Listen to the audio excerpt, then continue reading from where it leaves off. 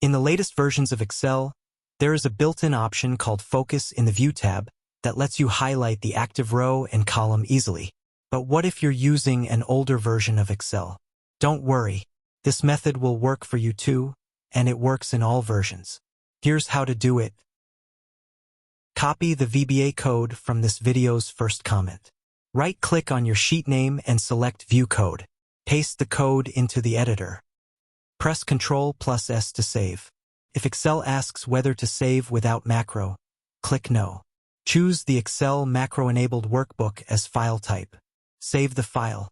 Close the VBA window. That's it. Now, whenever you select a cell, the whole row and column will be highlighted. So if you have the new Excel, you can use the built-in without focus option. If you have an older Excel, just use this trick, and you'll get the same feature.